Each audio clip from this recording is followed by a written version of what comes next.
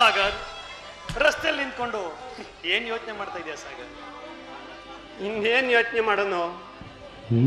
ನನ್ ಕಿರಣ್ ವಿಚಾರ ಬಿಟ್ರೆ ನನ್ಗೆ ಇನ್ಯಾವ್ದಿದೆ ಹೇಳು? ಇವತ್ತಿನ ಕೊಲೆಯ ತೀರ್ಪಿನಲ್ಲಿ ನನ್ನ ಸ್ನೇಹಿತ ಬಿಡುಗಡೆಯಾಗಿ ಬರ್ಲಿ ಅಂತ ಆ ದೇವರಲ್ಲಿ ಬೇಡ್ಕೊಳ್ತಾ ಇದೆ ಕಣೋ.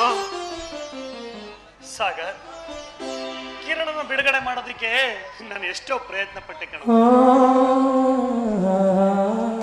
ನ್ಯಾಯ ವಿಮರ್ಶೆ ಮಾಡೋದು ಆ ದೇವ್ರ ಕೈಲಿ ಇದ್ದಿದ್ರೆ ಈ ಪ್ರಪಂಚದಲ್ಲಿ ಯಾರು ನಿರಪರಾಧಿಗಳು. ನ್ಯಾಯ ವಿಮರ್ಶೆ ಮಾಡೋದು ಆ ನ್ಯಾಯಾಲಯದ ತಕ್ಕಡಿಯಲ್ಲಿದೆ ಕಣೋ. ಅದು ಅಲ್ಲದೆ ಆ ಚಾಕುವಿನ ಮೇಲೆ ಕಿರಣನ ಕೈ ಬೆರಳಿನ ಹೆಜ್ಜೆ ಇತ್ತು. ನಾನು ಎಷ್ಟೇ ಪ್ರಯತ್ನ ಪಟ್ಟರು ಕಿರಣನ್ ಪರವಾಗಿ ವಾದ ಮಾಡೋದಕ್ಕಾಗಲ್ಲ. ಪ್ರಕಾಶ,